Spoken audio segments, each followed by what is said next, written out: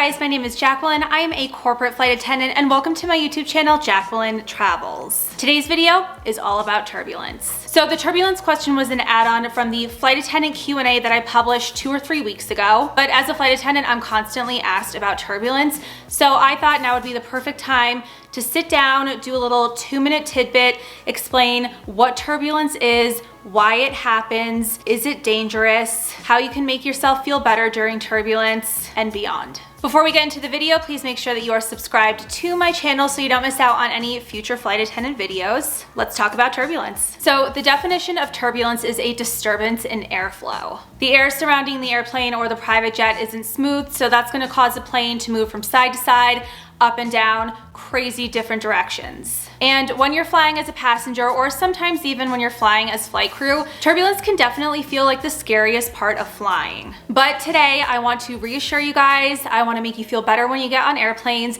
and let you know turbulence is not actually dangerous and it will not bring an airplane down. And I guess I should backtrack a little. Turbulence is not dangerous for an airplane. The only time turbulence does become dangerous is for flight crew, like the flight attendants.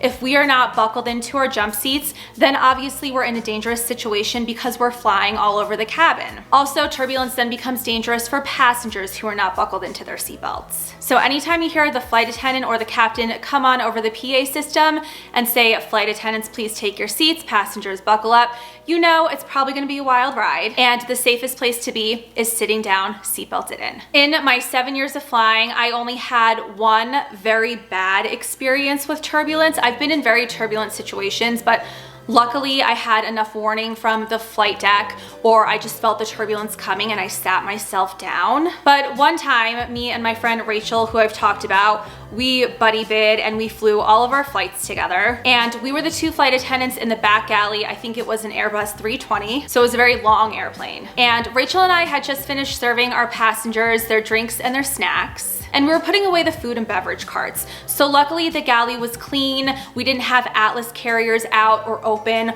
or those really heavy trolleys out. So Rachel and I had just finished doing our service and we hit some clear air turbulence and it got crazy. The next thing I knew, I came up to the ceiling and Rachel was right there with me, and then we just dropped. Luckily, the last row of passenger seats was left open. This was a longer flight, and generally airlines, if there's not a crew rest area, will leave the last row of seats open for crew. So I'm on top of the ceiling, Rachel's on top of the ceiling. We're looking at each other like, OMG, is this real?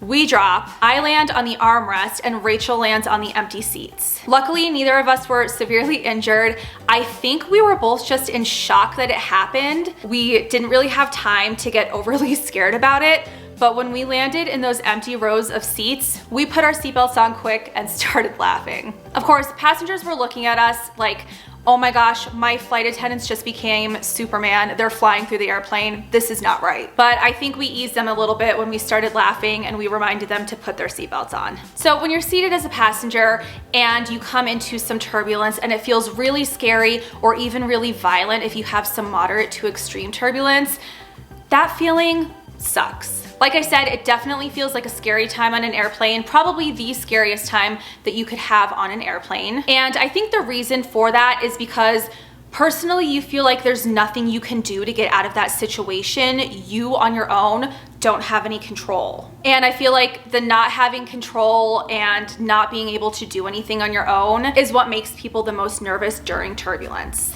But just because you as a passenger can't control the situation doesn't mean the pilots aren't doing a million different things in the flight deck to try to control the turbulence. So the pilots can try to go around any sort of dodgy weather. The pilots will talk to air traffic control and request a different altitude. Remember, you're not the only plane in the air during that time. Planes have traveled before you and they give air traffic control flight reports.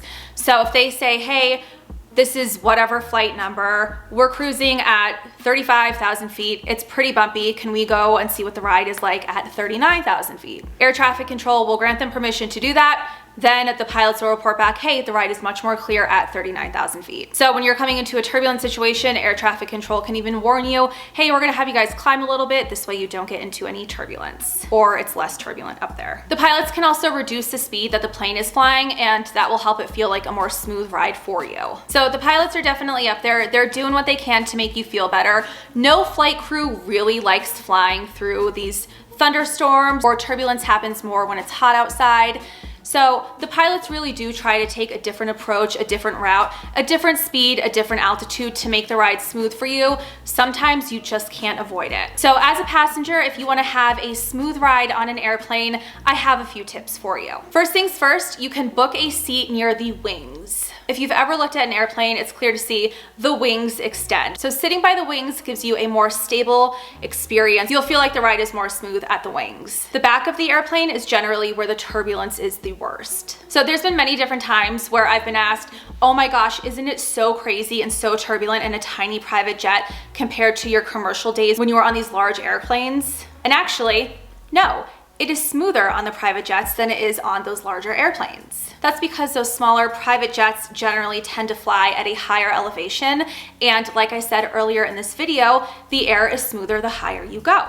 Not to say I haven't had many bumpy experiences in the private jet, I most certainly have, but generally the worst turbulence that I've experienced has either been as a passenger on a commercial airplane or as a flight attendant during my commercial flight attendant days. I hope you guys enjoyed this quick video. It's supposed to be a 2-minute tidbit video.